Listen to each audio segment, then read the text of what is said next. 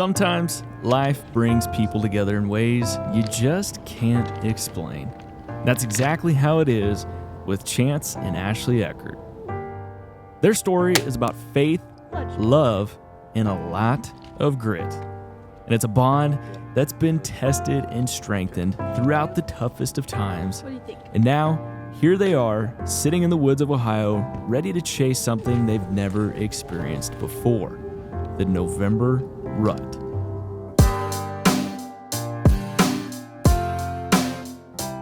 This hunt wasn't just about filling a tag or chasing a big buck.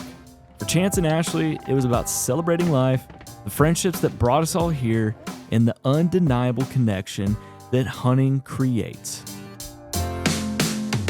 Now, Chance and I, we go way back. We grew up together in Fredericksburg, Texas, playing football and running track. But Chance was the kind of guy who always seemed like he had it all figured out, and he had a pretty smooth way of talking and getting what he wanted to. But life had a way of throwing him a curveball he never saw coming.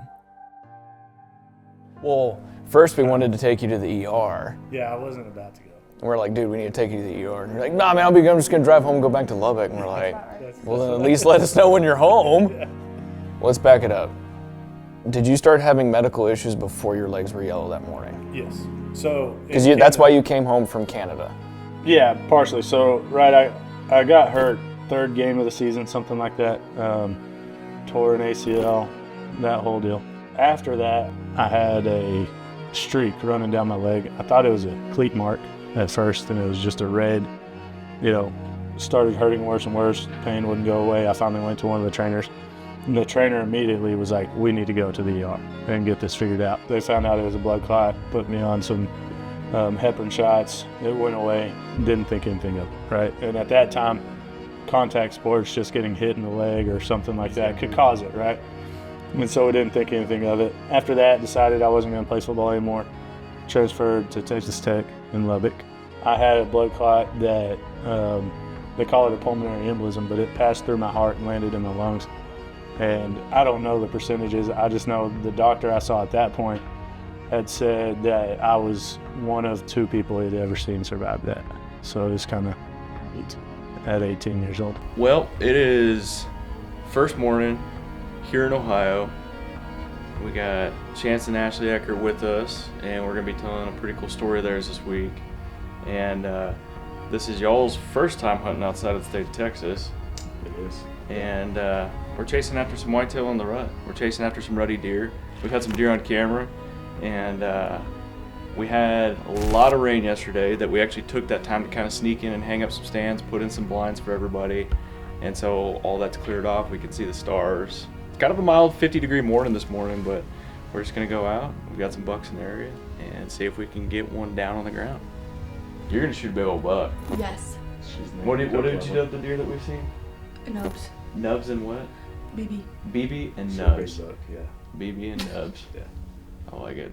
Chance's health journey has been a long one filled with setbacks and uncertainty. But then, something incredible happened. He met Ashleigh. And what started as a simple connection turned into a story that only God could have written himself. Chance and Ashleigh's story begins at an apartment complex in Lubbock, Texas. Now, Ashleigh, she's a dog lover through and through, and as fate would have it, she found a puppy one night, a tiny thing she thought was surely going to die, all alone under a dumpster. So she grabbed this young puppy and was sitting there in front of her apartment complex door crying, trying to figure out what to do, when big burly man Chance, who lived in the same building, saw her. He offered her advice on how to help the pup, and that moment sparked a connection, one that quickly turned into something deeper.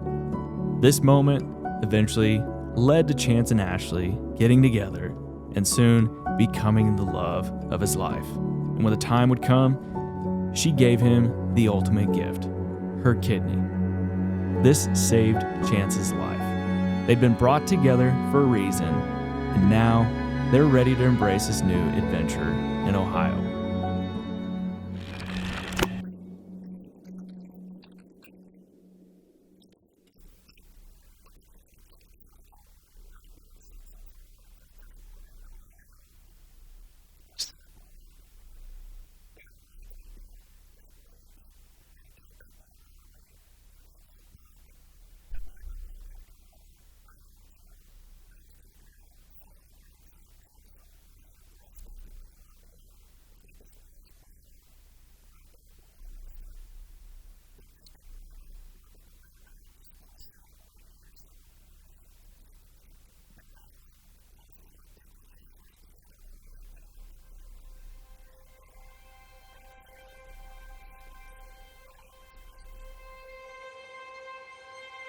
One doe and one buck. Little doe and a little buck. And 2 squirrels. I think we've saw about 300 squirrels. They were going after each other's nuts. Yeah. Nut stealers. How big was that egg? About like what y'all saw last night. Yeah. We had been maybe dating 3 months. And my mom, like I told my mom, like I really love this guy. I think I'm going to marry him. I had only known him maybe 3 months, but I just knew. And she was like, I don't think that's a good idea. Like, I love him. He's a great guy, but I don't want to see you go through the heartache of what's to come. Wow. And she's like, are you sure that this is what you want? Like, you know what Yeah. baggage, You know. what baggage, for the lack of Yeah. better words, that he's ready. When you have something like what I had happen over the years, like it's kind of understood in the beginning that you're just treating it to try to prolong the process as long as possible before it gets to the point where you need a transplant. So we kind of knew, but yeah. So from there, I was just taking medicine to prolong as much as possible before I met her. Yeah, we met in 2015, and he was seeing this nephrologist in Lubbock. When I met him, he was in what they call partial remission, so it wasn't total remission from his kidney disease. Like, it could have come back at any point, but he was hovering like around 55% kidney function, and that was from 2015. And then probably late 2019, we started seeing a dip, and the doctor told us then, like, hey, nothing is happening yet, but it is getting kind of rocky here. And it was quick, like super fast, right? Yeah, it was within 6 months, I think, Not even that I was down to 8%. 8% or something. I don't. Yeah. So far, so good. Yeah. What did you see?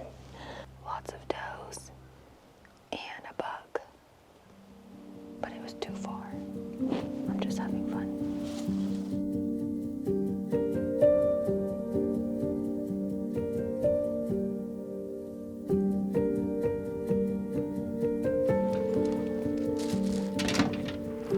So we saw 3 bucks and like 6 or 7 does, right? Yep. That's So it was a good night. It was a good night. It was a good night. I'm sitting there watching like 6 does in front of us, and all of a sudden I hear Zach go, dude, big buck. And I'm like, he's probably just seeing that 10. And I'm like, is it the same 10? He's like, I don't know, man, it's got a big body. And I could just kind of see a body. Like, I had to kind of like look back this one, I could just see a body, and I'm like, well, I don't know. So then I kind of like got up and stood up, and then as soon as I put the binos up, I just see, I'm like, I thought he was gonna come in right at last light because I was snort wheezing and grunting at him.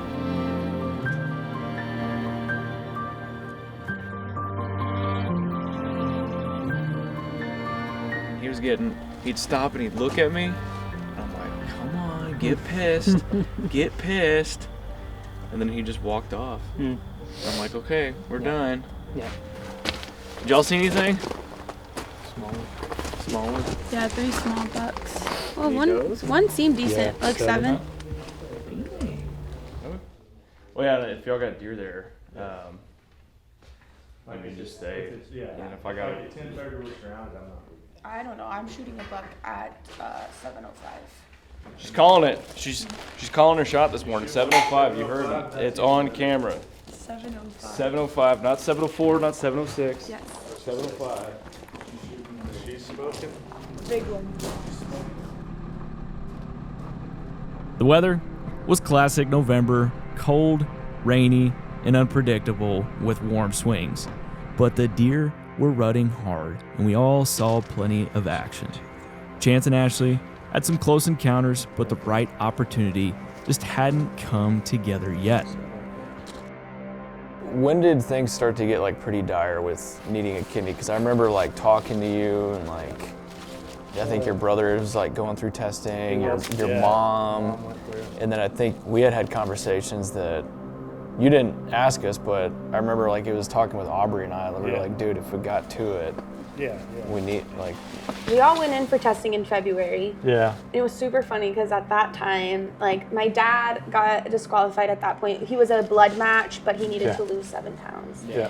My mom matched, Caden matched, and then I already knew I was a match. So we had like this big candidate pool, and it was funny because I knew from the very beginning that I was a match, but my mom. Like you knew. Like they off the bat, or you just kind of like. No, because they send you in like after you pass that first round. It's like a screener. The screener round, right? They'll send you in for blood work and be like, hey, if you're serious about this, come in for blood work.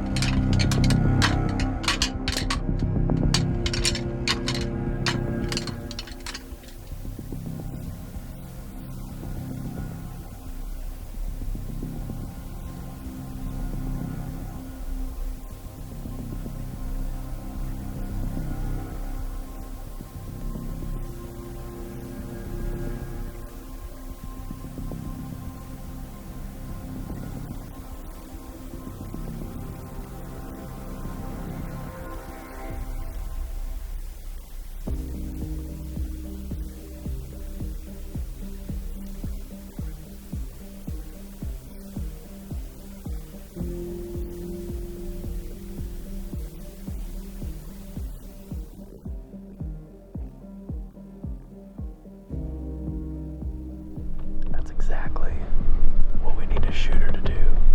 Just a young dude, little forky, just cruising these saddles. He's looking for a hot dough. Now we just need a big boy to do the same thing.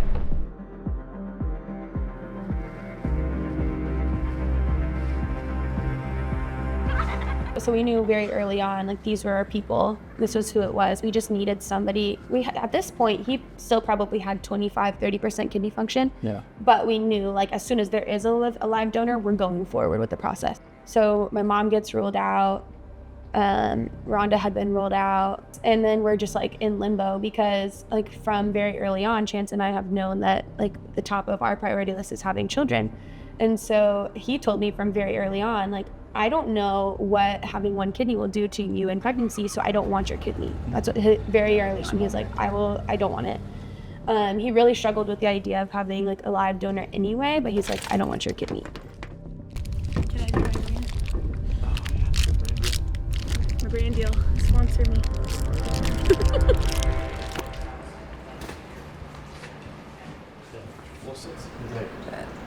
Is that a fork?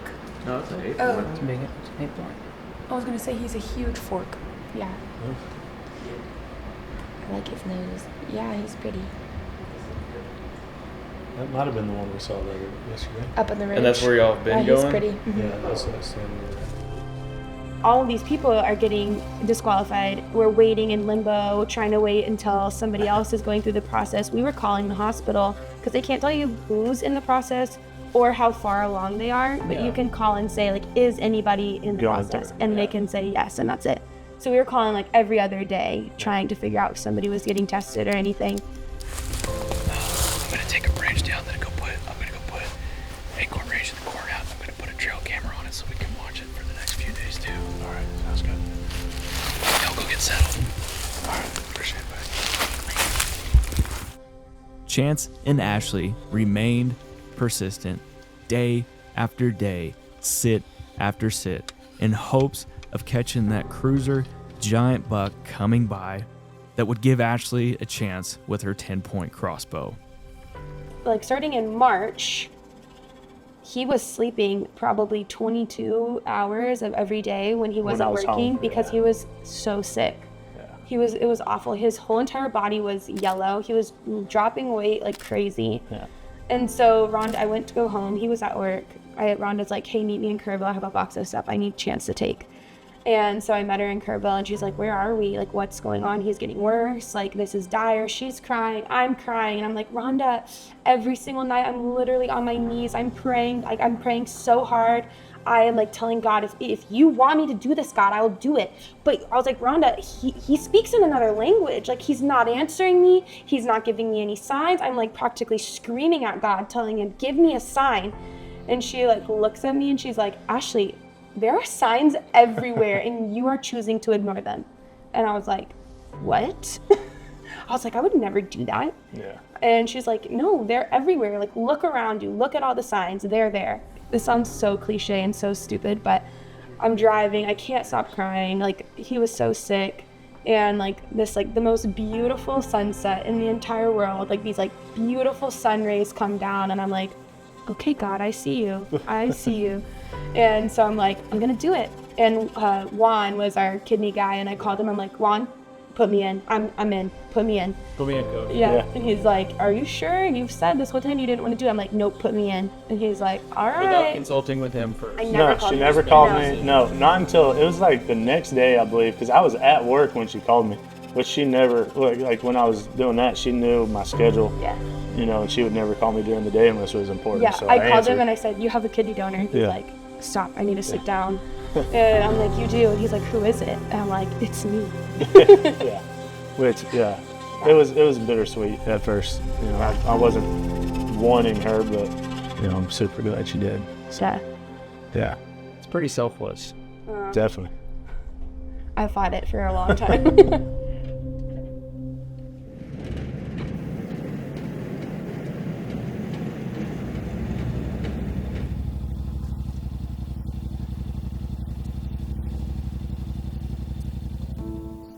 So we knew we were a match blood-wise because I'm an O, O, and he's an A. I'm an O positive, he's an A positive.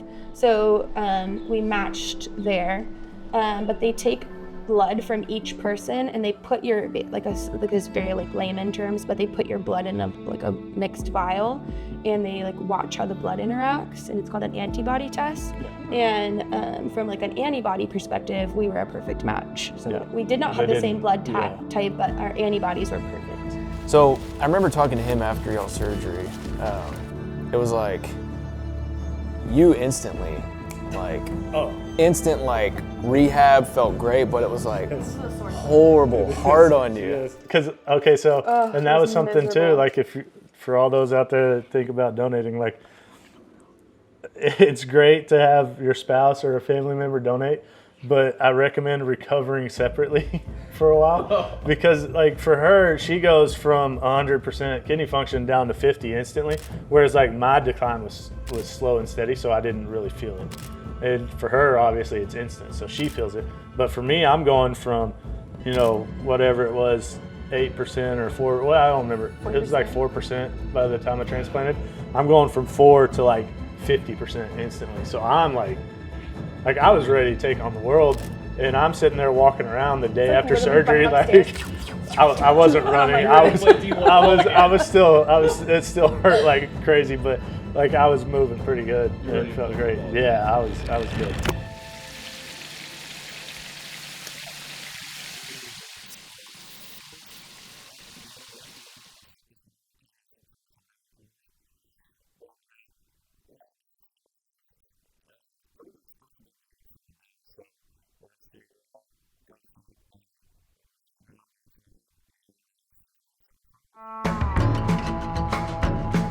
On the next to last day, as we were dropping Chance and Ashleigh off at their stand for the afternoon, wouldn't you know it, a shooter buck stepped in the field midday.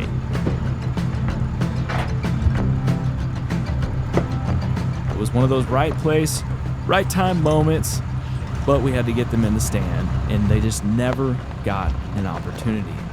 From then on, she was fixated on that buck. She was hell-bent on getting him, refusing to sit in another stand until he was loaded into the back of the Yamaha.